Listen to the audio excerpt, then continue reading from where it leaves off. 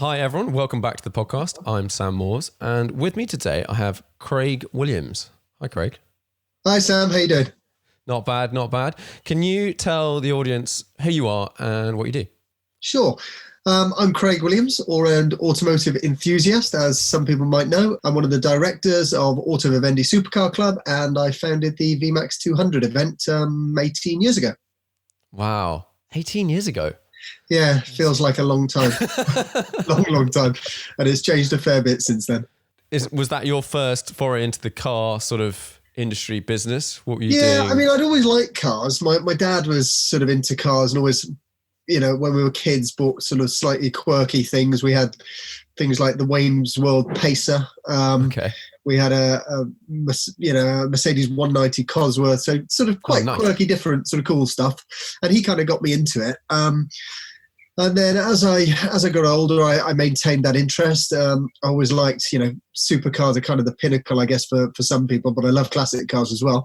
And I wanted to, at the time, there weren't really any track days that you could go to and, drive a supercar. There was a danger of insurance. There were, just people didn't really particularly do it. And I thought, where can I drive? I was fortunate enough to get a Ferrari at one stage. And I thought, where can I drive this quickly? And some of my colleagues had nice cars. And I thought a runway would be a good place. And I'd been to a sort of similar type thing. And I thought, well, let's see if we can rent a runway. And we spoke to, at the time, Bruntingthorpe, managed to do a deal to go down there for the day. And, when I now look back in kind of horror at what happened, but, we went there and drove quickly and had some fun, and it was all safe and fine. The event then evolved and that maintained my interest in cars and supercars. And, I was quite prevalent at the time on piston heads, which lots of people were. And, then, the rest, as they say, is history. What was that? What was like the first? Was it even? Did you call it VMAX? Was it even like an event? The first one? No, it was just like a group of mates, driving as fast as they could, stupidly, and on a runway. And the good thing about a runway is there's not, unless you're really stupid, there's not much to hit. So we did police a little bit. We were careful, and we made sure that we were fairly sensible, should I say, and. As time went on, it became known as Vmax, which is about kind of going as fast as you can. And then the kind of 200 came to play in about 2010, I would say, about 10 years ago. I rebranded it, and Vmax 200. 200 was always the kind of mark that everybody was going for, and the pinnacle of performance at the time. And it's still obviously an incredibly high speed.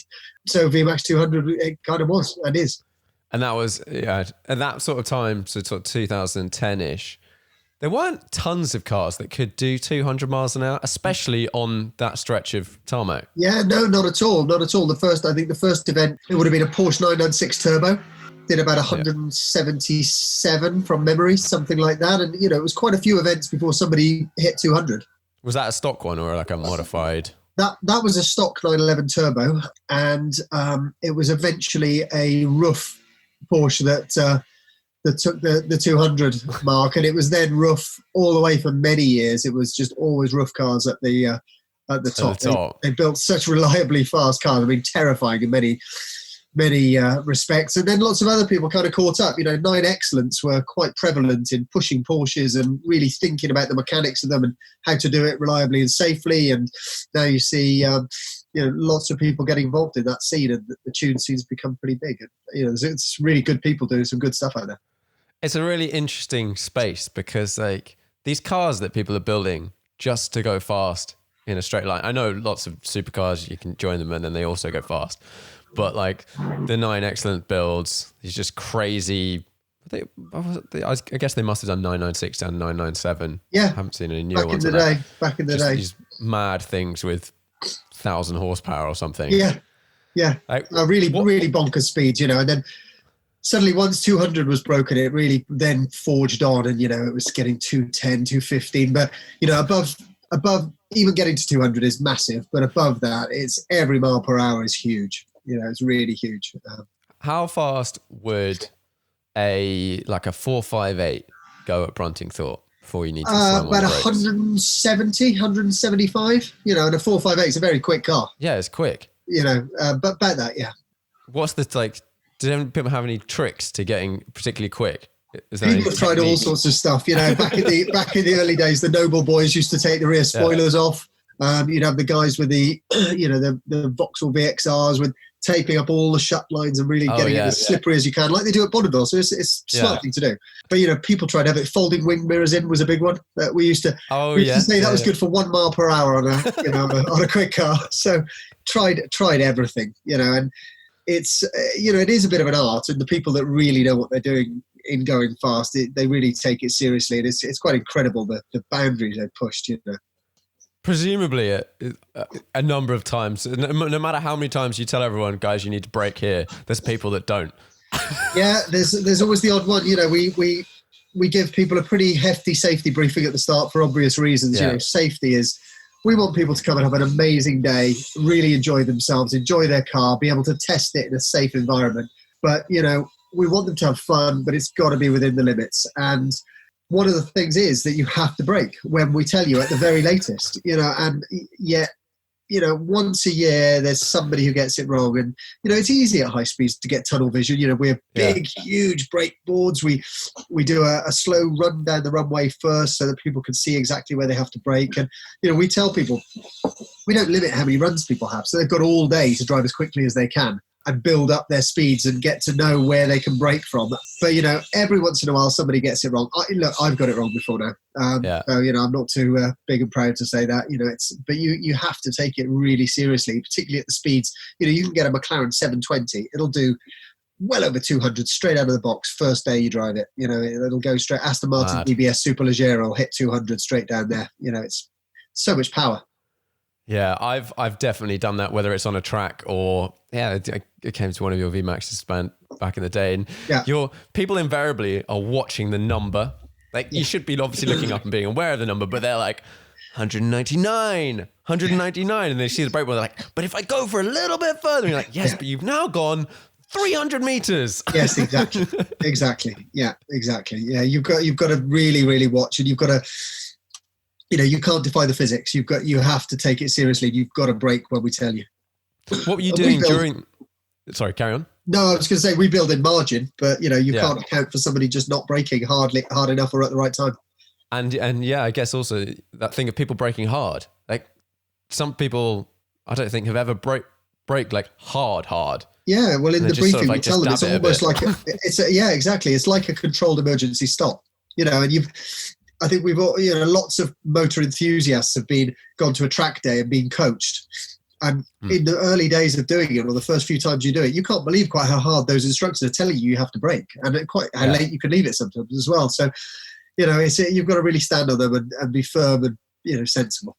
Yeah. It's do lots of people come back and do it multiple times, or is it sort of a thing that people are like, I kind of want to go and test it out, and then I've ticked that box sort of thing? Yeah, we have lots of repeat customers, lots of people we see, loyal customers we see at every single event who come, and whether it be to see friends and it's a social occasion for them. Of course, there's the driving is a huge part, the main part, but people will come time and time again, or they'll get a new car, or they'll modify their car slightly, or do something which means they hope it'll go a bit quicker, and it does become.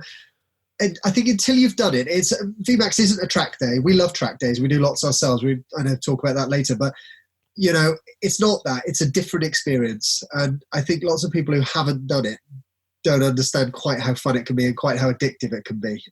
Of course, it's not for everybody. I get that. I think I came to one a long time ago. But there was, and I like sort of, you go up and down the runway a little bit, and then I was like, okay, cool. I've done it. I'm not massively bothered. I've driven on Autobahn and driven that car fast and stuff like that. But at the same time, like you said, it's a cool event because there's always cool cars around, and there's always cool car people to talk to, or people that are interested in the same stuff. And you can just hang out and watch other people drive at 200 miles an hour, whatever you want. Yeah, the social scene is big, and it's great. You'll see people who've got a modified, the GTR guys or the Supra guys are all a really cool bunch. Happily chatting with somebody with a Boxster or with a Koenigsegg. And it's that kind of level ground where everybody's just there to have some fun and enjoy their cars, and there's no, generally the egos are left at the gate. Generally. What were you doing? Was this the full-time job at the time of Vmax 200, or were you doing other stuff as well? No, I was an oil broker, actually. All right.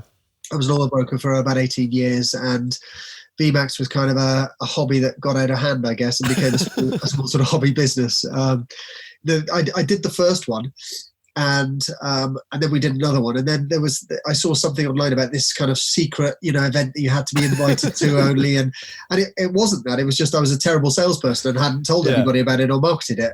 And then, I kind of, the penny dropped a little bit, and, we put some stuff on piston heads, and we've consistently kind of filled the events ever since, which we've been very fortunate to do. We try to make it accessible to everybody, and we want people to come and enjoy themselves, and, it's just kind of grown over the years and evolved, I would say, as well. And what does a Vmax day look like sort of nowadays? I know you also... Well, it's changed a lot. I mean, it's changed probably to the most part since I've been part of Auto Vivendi, and it's funny now, we laugh when we look back, but my business partner Richard came to our first not our first event, sorry, the first event after I'd brought Vmax into the Auto Vivendi family, and I think it was the event you were at possibly, and he nearly fell over laughing that we didn't have lose.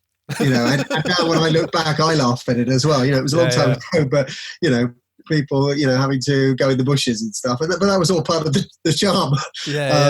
And, we had some interesting catering back then. So I think what's evolved is from the early days, we had a strong safety team. That was the biggest thing for us. MSS, who do all the Mission Impossible stuff, and Fast and the Furious and Top Gear. We got those guys in early on, and they're great. They're the backbone of our safety program. And you asked what the event looks like. It's a great day of fun. We have a mixture of cars, everything from maybe a modified M3 or something like that, up to sometimes McLaren P1s, Koenigsegg's, Senna's, the big Aston Martin, the 177. We'll hope to see some of the other new stuff this year. And it's a day of fun. There's food there. There's a driver's marquee lounge. We have our Vmax TV crew who film everything so that people can watch back on the screens, and there's lots of friendly rivalry, and the people, the guests of the drivers come, and they see them blast off the line, and then they watch the screen to see what happens, the little tussles that we have down at the end. So it's really good fun. It's really good fun. And then the number flashes up. You can see how fast they've gone. Exactly. And there's either a cheer or a sad face. It varies. You'll get some people who come and do 15 runs in a day, and they just want that 1 mile per hour more, and they just can't do it. So they go away and spend a fortune and come back and try again. No, it sounds like good fun. At what point did you start getting involved with Auto Vivendi? That was 2014. I was looking to make some life changes, I guess you'd call them, I met Richard, my business partner, and he suggested that we bring Vmax in and we expand the Auto Vivendi events program, which is what we've done. And we've worked hard to kind of build the business and build the collection of cars that we've got, and make an all-encompassing member experience of access to the best supercars with amazing events and really cool social stuff, and a really great camaraderie between club members that just people enjoy and stick with. And so back in 2014 was where it all started, and the club's building every day from it. Can you sort of give an outline of what the offering is for a random person? Yeah, sure. So we're a private members club. We give our members access to a collection of modern supercar, a collection of brand new supercars. We buy about 20 cars every year from all the brands you'd expect. Members receive an annual annual amount of days which they can use in the cars, and an annual mileage allowance. The big change we've made is that, back in the early 2000s, there were a few supercar clubs around, and the big thing was points, and everybody got points, and it was seasonal, or you had weekdays, weekend. We've just tried to strip it right down and make it as close to ownership of, supercar ownership as we can. The one thing we found is that people got a little bit confused by the points. They didn't understand what they were going to get, and there were tiers of cars, and it was lots to think about. We've stripped it right back, so people know which cars they want to drive. They know how many days roughly they want to use cars and how many miles they would like to do, and that's what we give them. They can use any of the cars through the collection as and when they wish. Oh, because that's I haven't looked at your website I looked at it today, but I haven't looked at the pricing and structure recently. And the point system was the last thing I remember. Sorry, Sam, I didn't mean to cut you short there. Broad strokes from £13,500 plus VAT a year. And what does that give you for your that amount? It varies. I mean, upwards from there, you have a look at the website is what I would suggest. It gives varying tiers of days of use. We've tried to tailor it so people can get exactly what they want and so that they can, really understand what they're going to get. And that's what people are enjoying. The other thing we introduced last year is out-of-town memberships. Because we found that whilst we had a number of members in London, we also had people a little bit further afield who wanted to use the cars and enjoy the club, but they were sort of slightly confused again about what they'd get. So we built in a set number of collections and deliveries on transporters. So the car arrives if you live in Devon or Brighton or Scotland or wherever it is. The car will just arrive there ready for you to use. Oh, that's a really cool feature, because collecting a car in central London, if you just want to use it in central London, fine. Yeah. But quite often you might want to drive somewhere and then drive the car without doing 500 miles on the way there or 200 miles of that sort of thing, and just have it for the weekend. Yeah, exactly. And you have a clubhouse outside of London. We don't know. We have had pop-up clubhouses in the past, and we're looking at that again. Right now it's just London, but really with the out-of-town memberships and the fact that we've got access to, lots of different car transportation companies, so we do everything at cost. So it means that actually you can have a car wherever you wish. So if you want to drive to the Cotswolds for the weekend in your Range Rover or SUV or whatever it is, and you want an Aston Martin waiting when you get there, we can arrange that very easily, and it's something we do all the time. So effectively, you can have the clubhouse or the cars wherever you want them. That seems like a really good way of doing it. Like, I know you have some mental cars on your fleet. I had a little look through, and I'm just going to run the audience through just a list. I'm just going to go for it. Senna, Aventador SVJ, 812, couple of DBSs, 720S x2, 488, Aventador S Roadster, Portofino, Bentley Continental, Huracan Performante, McLaren GT, Rolls-Royce Wraith, DB11, 600 LT, AM Vantage, Senna GTR, Range Rover, you got a Range Rover, and then Aston Martin Zagato Shooting Brake. That is a list of cars right there. Yeah, we're really happy with it. We use the Senna for events use, so we've done some really special events at Ascari for people to use the Senna. We don't use that on the road, but we're just constantly evolving the collection and constantly trying to find things which will excite the members.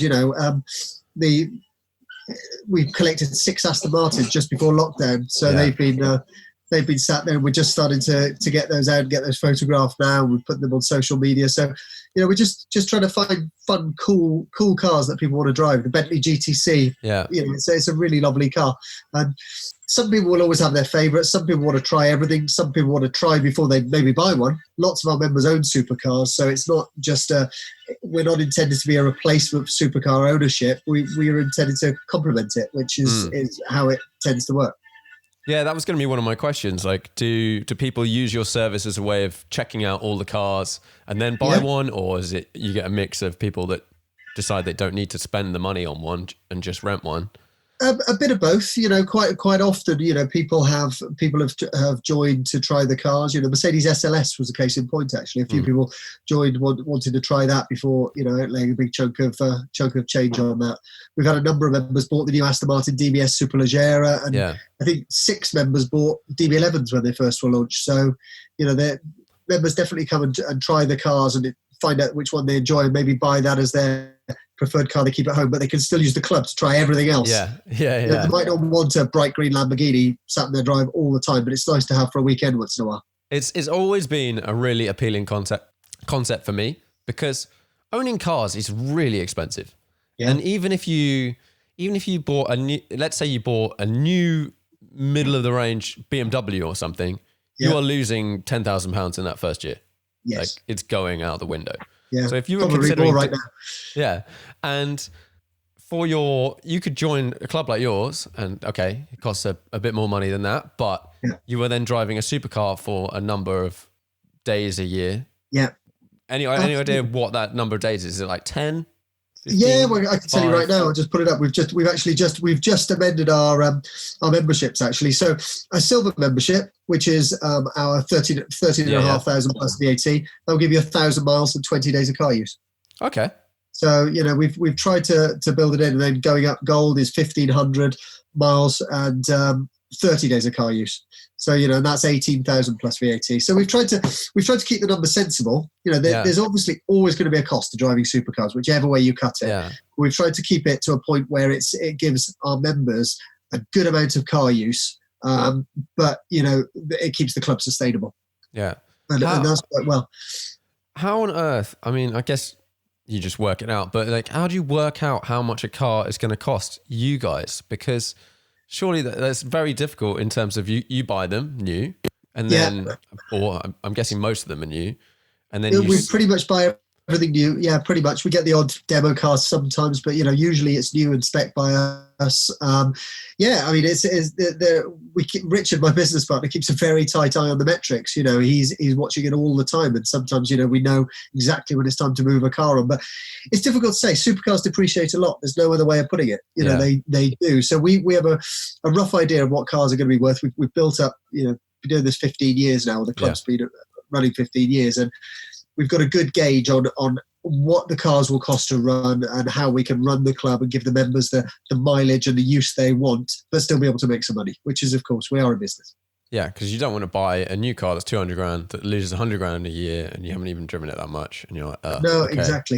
And that is something we hear on some of the bigger chunky cars. People have maybe only driven 20 or 30 days a year, and it's the costs are fairly significant when you look into it. So, but like I say, what we're trying to do is not steer people away from buying cars. It's to complement supercar ownership, and for people with high end cars, they can still enjoy the club and enjoy all the different social benefits, as well as having this big collection of cars which they can enjoy.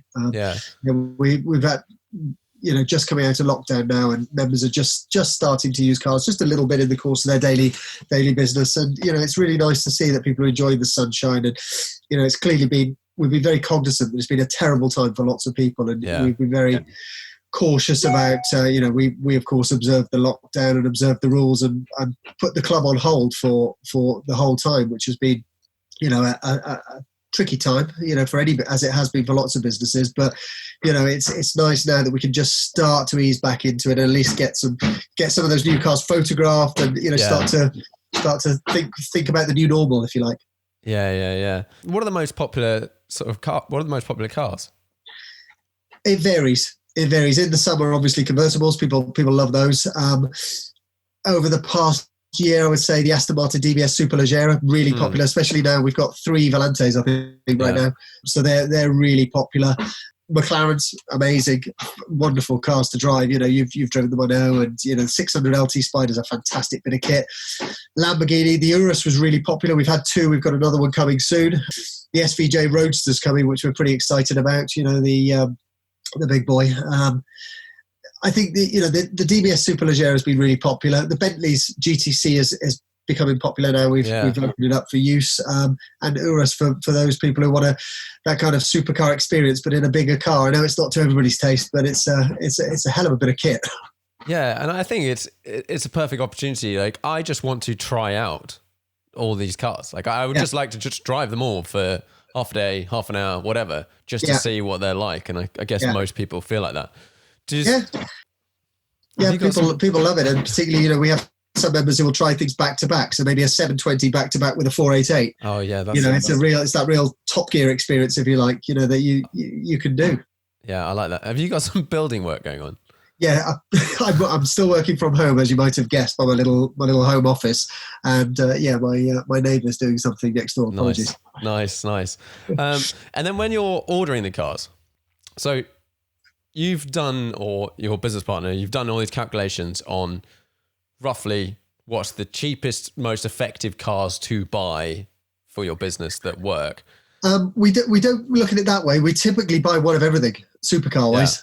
Yeah. We'll pretty much buy every McLaren, every Ferrari, every Lamborghini, every Aston Martin. We've got a Rolls-Royce Wraith at the moment, which is pretty popular.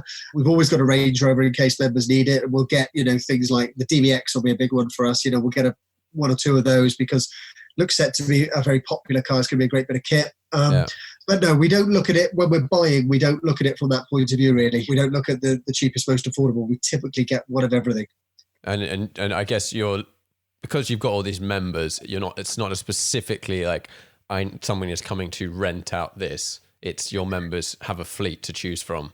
Yeah, we call it a collection. Yeah, and yeah, we talk to the members. We've got a little WhatsApp group, and we speak. We see our members all the time. They come to the clubhouse for a coffee or whatever, and we'll have a chat about what's coming up with the new cars. And if there's something that we sort of tend to know, because our members are like us in many respects. They want the same things we do. They'll want the new McLarens. They'll want the new Aston Martins, and we know that it's. We just have a feel of what to buy. You see the launches, and we know inevitably we'll get one. And have you driven all the cars? Yeah. I haven't driven the Senna GTR actually. We haven't really used that yet. We were set to look at some track experiences this year, but clearly with what's happened, we haven't been able to. So haven't driven that, but no, I've driven everything else. I think. What's some standouts? What are your favourites? I think McLaren 720 is always a very exciting car to drive. But some people talk about McLaren and say there's no soul or whatever, but it's a great car to drive. The feel through the steering is amazing. I love DBS. I know I keep banging on about DBS, but I do love that car. Yeah. It took me a while before I drove the Vantage actually when that came out, and I've grown to love that car. It's we've taken it to Ascari, we've done Vmax days, and it's just such an all-round punchy little thing. So I've grown to love that car. Always something special, sat behind the wheel of a Ferrari and seeing the yellow horse. That's always something I grew up with, wanting to. I'm not the biggest fan of the 488, it has to be said. Yeah. It's a great car, but it's not, that's a personal thing. Although I love the 812. It's a little bit of insanity. Madness. Yeah, but I love them all. There's a real experience in driving an Aventador. Okay, it's a bit agricultural now compared to the double clutch cars, but there's a real experience, in driving something so big and unwieldy, and it is a flashy car. There's no getting away from it, and so that's quite an experience. And then you've got the V10 and the Huracan is just intoxicating to hear that wail that you get from that, like an old Formula One car. So yeah, I like them all for different reasons. It's like choosing your favourite child, I guess. Yeah, and that's the thing, is if you've got the option of driving a bunch of different ones, you can appreciate them for the thing that they're good at. Like an Aventador sounds amazing and is that like kind of hilarious Lambo experience of being a bit shit, but also sounds amazing and like performance and stuff. But you don't have to buy it and that be your one only car to drive. And I think I have a problem, I think, when I look at a lot of these cars, is I go, okay, would I buy that as like a one sports car? And invariably the answer is no. And then you kind of just, I think a lot of people, and I do it as well, you just sort of go, nope, never even going to think about that. But if you get to drive something for half an hour and then just give the keys back, you can enjoy it for that half an hour for the thing it's good at, and not sit in town in the Aventador or whatever it is. Yeah. Don't do the thing. Yeah. Yeah. Most members take cars for a day or longer. We do have some who take it for an afternoon, but usually a day or longer. But it's exactly that. It's, we had a member he's a Lambo man through and through, really good driver, really cool guy. And he had the DBS Superleggera last week. Yeah. And he said, look, it's not, it's not what I would normally go for. I loved it, but I'm going to go back to Lamborghini. So every car's not for everybody, although he had a great time with it. He took his wife and his family out and roofed out, amazing experience, but he's probably not going to buy one of those cars. Equally, we've had members who, exactly the point you've made, they've loved taking the Aventador for the day and doing, just feeling like a rock star for a day, but they don't really want to try and fit one in their garage every night. Yeah. It's a personal thing. And okay, looking at the different brands, which are some like massively unreliable? Are they all pretty good? Have you had problems with certain brands? Or I think modern supercars have become very reliable. Back in the day, I had a Ferrari 348 and it was I loved it. It was a super special thing for me. But it wasn't without its quirks.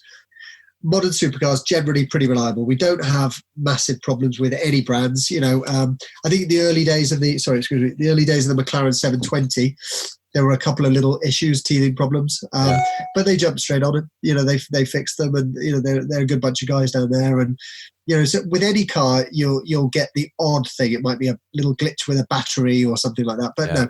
Significant problems. No, we're pretty lucky with them, and you know, it's another reason we occasionally get asked if we'd have classic cars.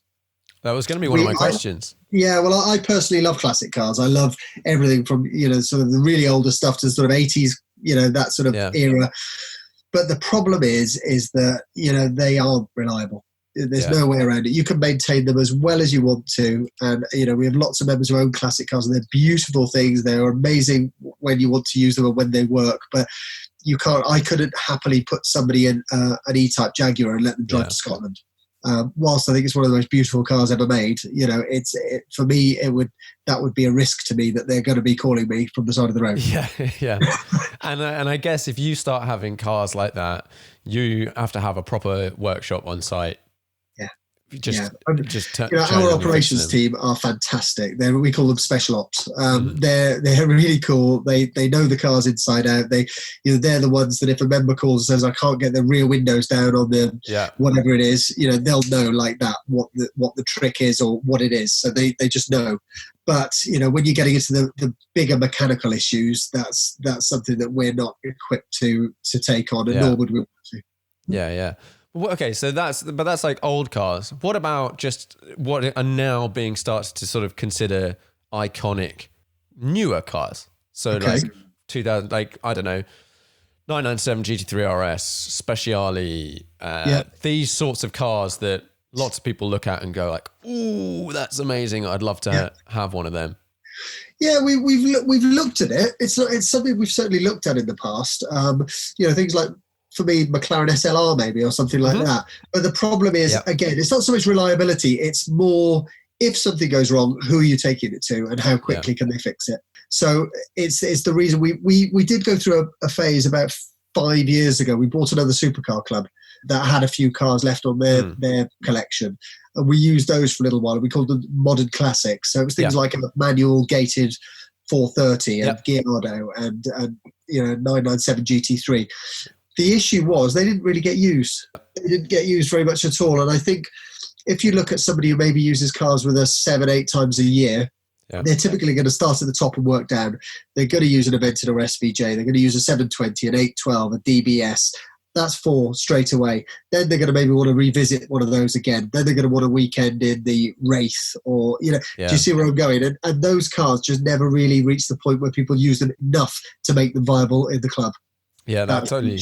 I get that, and also because you're always getting the newest, kind of best, coolest things. Yeah, you're refreshing your fleet so often that there are always these new cars. There's always something new. Yes, absolutely. The 600 LT case of 600 LT Spider. We just put some photos of it out yesterday. A black one. We got that, I think, back in November, December. But we had all these other cars, so we started using those. We've only just really got that out being used now. Yeah. And, you know, just the most incredible car. It looks beautiful. And, you know, the cars are coming. They come so fast. I think we've had 10 new cars this year already, bearing in mind we've essentially been stopped for 2 months of this year. You know, it's 10 new cars already, and there's more to come. So I think, you know, we sometimes we can't keep up, and neither can the members. The collecting a new car experience must be slightly getting a bit old now. It's always special. It's always, you know, it's always a real experience. And we try not to be blasé or complacent about it, because, you know, it's a huge thing for anybody. We try to involve the members in that experience when we can, and even in specking sometimes of the cars. You know, yes, we've done lots of them. You know, Richard far more than me, but, you know, I've certainly done my fair share. And it's, you know, it's always exciting pulling the silk sheet off and looking at the car for the first time, especially if you've spec'd it, like with the Senna. You know, that was a long thought process, and, you know, I have to say it was all Richard's hard work in deciding on that colour scheme. Pulling the when George Farquhar at McLaren pulled the covers off that, it was really amazing to see it for the first time and kind of look at Richard and say, "Oh, you did know what you were doing. Well done." Have you ever had the cover pulled off and be like, "Nope," or like, no, actually, no. It's always, of course, there's preference in colour and spec. that's a personal thing. But no, never. There's some cars I'm perhaps less excited about. We had a Porsche GT3 RS, which was unbelievable. I mean, to drive that car, it was so special. We had it out of the Sky for people to use, and it was amazing. But here in London, it didn't really get used very much. And I think some cars, whilst they're fantastic drivers' cars, they don't necessarily get used all that much. So it got a bit overlooked. And not that I didn't like it, but it just wasn't that popular. No, and I've always been a Porsche man myself. I've always loved Porsche. But it's interesting that, isn't it? It's like I have a 997 RS, and I don't use it that much. I love it, and when I do drive it, but I make sure I'm going somewhere, ideally with a nice road, and use it for that. But I'm not just driving around town in it. Like that's not how I get enjoyment out of that car. Yeah, it's kind of an experiential car, I guess, that you need to take somewhere for a reason. And drive it properly. Yeah. Rather than just go cruise. Although having a roof down is one of the best things ever, isn't it? I miss it's having lovely. a roof It's down. a really, really lovely thing. And, it's a really special experience. Everybody loves that. Most people. Some are coupe people. They don't, but most people. And then you drive a McLaren where the convertible is very, very similar. It is. I agree. So you do events as well for your members. We do. What are some of the sort of interesting things you've done, or the most interesting things? So we do events in two ways, really. As members of the club, there's a series of complimentary events which are part of life and part of your membership. So things like we have clubhouse parties a few times a year where we turn our clubhouse into a little nightclub full of supercars and have a full bar and entertainment and all that kind of stuff and food, and it's really good fun. Then we do days, we get invited to days by manufacturers. Aston Martin last year did a mind-blowing day at Silverstone where 2 days after Alex Albon had come fifth in his first race, he was driving our members, giving hot laps in Advantage. Oh, that's cool. And then they got to drive the cars as well, and stuff like that you could never get if you weren't a member. I mean, other people could get it, but we offer to our members. And we do loads of those kind of things, which are just part of your life with the club. Then we've got a formal events calendar, which is open to not just members, but other people that we know or come to us. And that's things like a 200 mile per hour challenge where we coach people up to 200 miles per hour on the runway in a similar style to Vmax, but they have an instructor with them and they use our cars.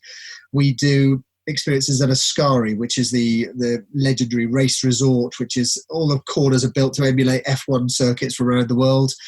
Really mind-blowing, and they get to drive 10 of our cars there. Back to back. We'll be there at the end of this year. We're about to announce a special event there. So that's really cool.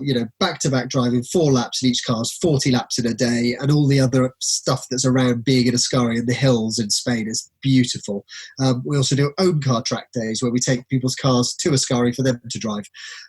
It kind of goes on. We've got across Iceland in super jeeps, which is really amazing.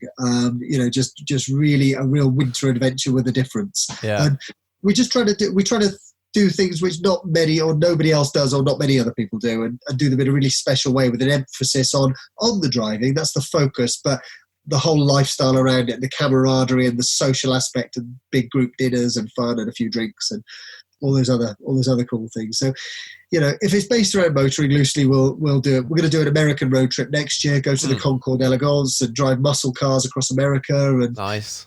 We just try to dream up we try to dream up cool things we want to do, and then the members come do them. The members come along as well. Yeah. We're very lucky. That sounds like a great way of going about it. Do you have any sort of standout events, like car world events of the year that you like going to? Always love Goodwood. It's a really nice occasion. Having gone to Pebble Beach Concours for the last two or 3 years, won't go this year obviously, but for the last few years, that's really special. That whole Monterey Car Week is really stand out as something that's really cool. I love the UK stuff. The UK, the Hampton Court Concours, and I know they do it in the city. I haven't been to that one, but Salon Privé, really, really wonderful, very elegant event. I love all these little quirky things that people put together and just do in such a stylish, professional way. Really, really cool. But every now and then I'll see another one that will happen, and I'll only find out about it, which really annoys me, like on the day. So there was the Heveningham. Oh yes, that one, concourse last year, which I think is the Foxtons guys, and that I remember just seeing in the morning, just some pictures of like this event and I think it's in Norfolk, and you just wake up and you're like, oh, there's the most unbelievable selection of cool shit in one place. Yeah. Why didn't I know about this? I want to go. Well, and given you're immersed in the car community, why did you not know? I know. I don't think I knew about that until the day either. So yeah, happens sometimes. Has anyone ever bought a membership as a gift? Yeah, we've had membership many times actually. Bought for 50th birthday presents, nice. 40th. We've had memberships, high-end house builders when they've sold really high-end luxury properties have gifted memberships. Really? So it's I mean we obviously have to be careful who joins. We want really cool, sensible people. All of our members do a day with one of our police instructors at the start. Okay, yeah. Really cool day out driving in the countryside and just pick up a bit of police roadcraft. But just we take our social responsibility quite seriously. The fact that we're putting people in, weapons effectively. Yeah, basically. And we want people who are going to respect them, enjoy the cars. We know people will enjoy them and drive them, swiftly occasionally, but we want them to do it safely and with, good social responsibility. So, we are a little bit careful, but in answer to your question, several times people have been bought them as gifts and, their minds are usually typically blown, particularly sometimes when they come to the club not really knowing what it is. Yeah. And they walk in and see all these cars and then they're told they're going to have access to all of them. And they're kind of like... Yeah, that must be pretty cool. Yeah. How do you vet people? That must be difficult. The memberships by application, it is difficult. Generally members are kind of, proposed by other members, which is always a great indication, and we don't usually worry then. Or, we like to meet people first and or speak on the phone a few times. You get a good feel for people. You get a good feel for people and who they are and what they're about. And, but we've been very fortunate. We've only generally attracted, cool, sensible people who just want to enjoy life, enjoy their life around the cars, meet other people that have a similar sort of, mindset. So generally we're pretty lucky, but we get a good feel. There's the odd person that we kind of have the chat that maybe the club isn't for them, but it's that's pretty extreme, but it's not something that's happened more than once or twice maybe in many years. Yeah. Have you had any electric cars? Do you have any plans to get any electric cars? Not pure. We had an i8 for a while. Back in the day, there was a Tesla Roadster when the Tesla Roadsters came out. That was a bit before my time, but an i8. We've got the pod point charging system, which we've got. A number of our members have got Teslas and i3s and i8s, so we're not adverse to them. But no, it's not something we've raced into. Yeah, and although I did actually really enjoy driving the i8 personally. I thought it was a good car. This, I guess, and then. Well, when the Tesla Roadster comes out, God knows with that. I guess that will potentially be on the list, but we don't even know when that's going to come, do we? So no, exactly, and it's with Tesla, you just never know. It might appear next week or in 10 years. You just never know. What part of the job drives you out of bed in the morning? I love dreaming up the events. I love thinking up the events. I like the whole process of the concept or the little embryo of an idea of something that might be cool, to researching it, to going to look at the venue. The Ascari Supercar Track Day is probably a case in point. Going to see that and envisaging how cool it could be and looking at the hospitality areas of the pool and imagining the guests there, and just right through to planning it, to selling it, to actually having the guests there enjoying it and seeing the smiles on faces. I guess that's a bit cliched, I guess, but it is that's the reality of it. And also, I'm really, really lucky. I never take for granted the fact that I walk into work, I walk into a clubhouse full of the best cars that people would dream of just coming in and photographing sometimes or seeing. I have this job which enables me to be around them the whole time and be around people who love cars and love the experience of driving them. So it's those two things, I would say. They're what kind of push me on. Yeah, it's super cool. I think the thing I love about doing this and doing what I do is you just get to meet some mental people and some really interesting random people. And that's one thing about the car world, isn't it? We have our big gates to our clubhouse, and they're obviously closed for security purposes, but every once in a while we'll be moving a car in or out, and you'll sometimes get somebody just wander by who'll come in and, he was kind of Pink Floyd's manager, or he was, it was something utterly bizarre, the founder of MTV, or it's somebody who's into cars, and the more you delve and have a coffee with them, you discover that, they've got 50 cars parked in an underground basement around the corner that you never even knew existed. Stuff like that's cool. There must be so many amazing garages and places like snuck in around London that just you walk past and you never know. Yes, that there's the sickest cars in there. Or you meet people you've never even heard of, who've just got the most wonderful collection of cars, and they're really cool, humble, nice people who just love cars and have been collecting them for years, and just have not even necessarily supercars or hypercars, but just really cool stuff. Yeah. Like, that's always interesting, isn't it? You meet a random person, you're just chatting. They seem like a nice person, and then you're like, "Oh, you've got that. That's nice. That is a cool car," and just the coolest stories and interesting people. Yeah, no, it's all good fun. Right. Well, I normally wrap these up with 5 questions. Are you ready? Oh God, should I stand by? I'm sitting down. Hit me. Okay. Do you have a most memorable driving trip or journey? Yeah. When I got engaged, I used to have a Porsche 911 Super Sport Targa, driving along the coast road in the south of France. Newly engaged fiance, fast asleep in the seat next to me, roof off, and I looked across over the coast, and there's a helicopter tracking me and taking photos. Oh, sick! We stuck together for a fairway, and it was probably 5 minutes, but it was utterly mind blowing, and I smiled for a week afterwards. Nice. I'd still love to know who it was and what the photos looked like. Yeah, and see the picture. But that. No, that sounds very, very cool. Next question: 5-car garage, unlimited value. Oh, Porsche Carrera GT, Ferrari 288 GTO, DBS Superleggera, Volante, because I like hair blowing. Oh, last 5 cars, yeah? Yeah. Which McLaren one? F1. Ooh, yeah. Renault 5 Turbo, the original wide body. Oh, nice. Yeah. Nice mix. That would probably do it for me.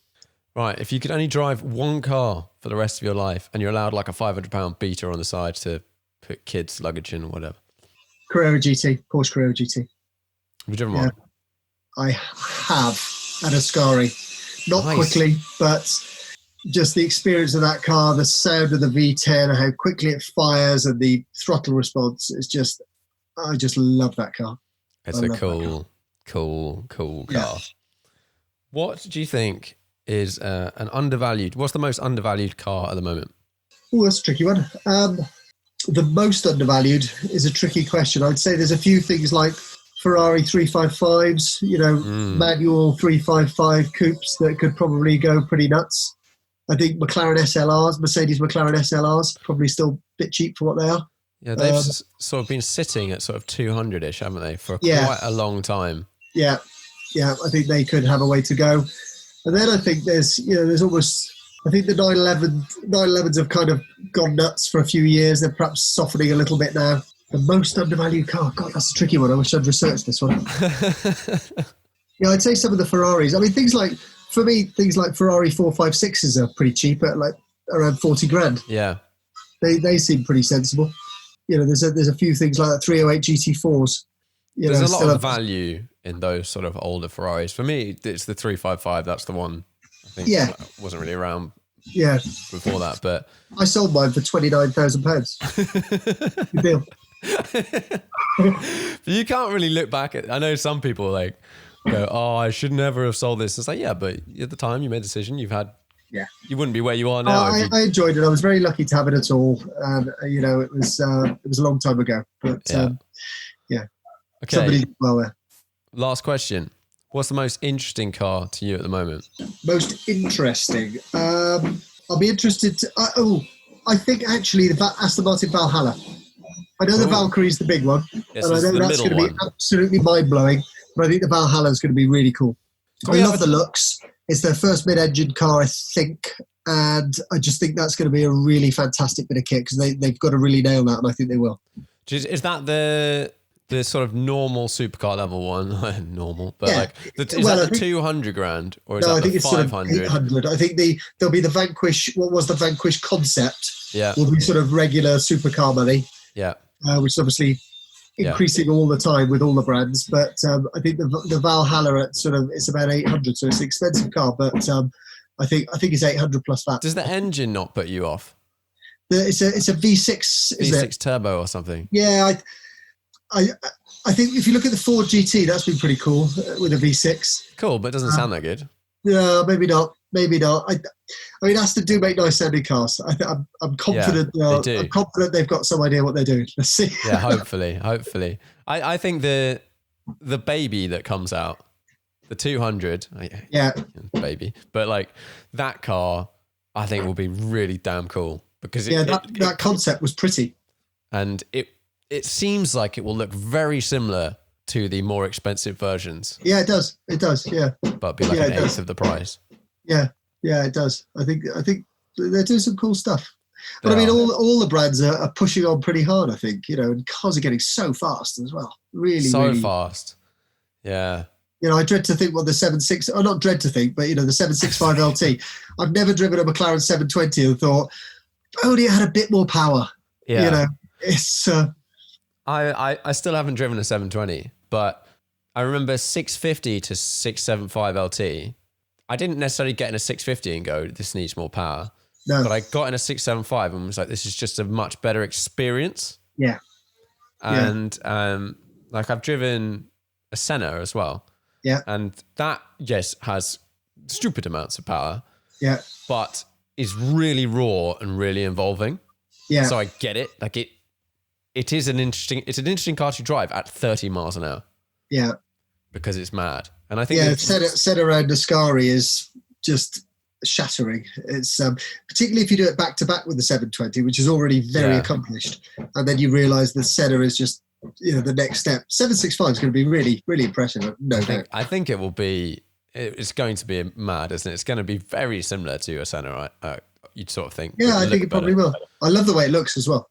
Yeah, it's cool. When are those arriving? Do you know? I'm not sure now. Actually, I need. It's one of the questions actually we're looking at for a customer today. Is when they're coming, because obviously everything's been a little bit delayed. So not sure. So it shouldn't be too long though. Yeah, I think they seem to have like ramped down production of everything else, but are still doing these. Obviously, the cars they make more money on. So same 65, etc. Yeah. Cool. Well, thanks very much for coming on the podcast. Pleasure. Really good to talk. Lots of fun.